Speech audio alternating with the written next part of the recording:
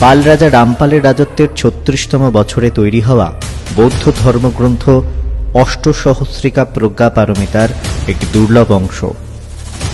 অনির্বাণ খুব সাবধানে পাণ্ডুলিপির পাতায় আঁকা ছবিগুলোর উপর একবার ম্যাগনিফাইং গ্লাস বুলালেন। মাঝখানের পাতায় বসে আছেন সবুজ গাত্রবর্ণের বোধিসত্ত্ব রত্নপাণি। তিনি ললিতাসন ভঙ্গিতে একটি পদ্মফুলের উপর উপবিষ্ট। তাঁর এক হাতে নীলপদ্ম, অন্য হাতটি বুকের কাছে ধরা। অনির্বাণ মনে মনে ভাবলেন, পাল আমলের শিল্পীদের হাতের কাজ দেখলে আজও অবাক হতে হয়। কিন্তু তার ভুরু কুঁচকে গেল অন্য কারণে।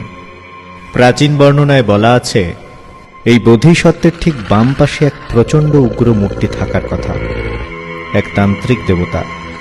সেই দেবতার চোখ হবে আগুনের গোলার মতো রক্তবর্ণ, হাতে থাকবে বাঘের ছাল। কিন্তু এই নির্দিষ্ট ফলিওটিতে সেই দেবতার কোনো চিহ্ন নেই। সেখানে শুধু একটা কুচকুচে কালো ছোপ ধরা দাগ, যেন কেউ অত্যন্ত যত্ন সহকারে বা ভয়ের চোটে সেই উগ্র মূর্তিকে ঘষে মুছে ফেলেছে। হঠাৎ ল্যাবের বাতিগুলো একবার কেঁপে উঠল।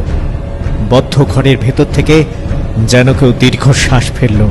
অনির্বাণের কানে এলো এক অদ্ভুত ফিসফাস শব্দ।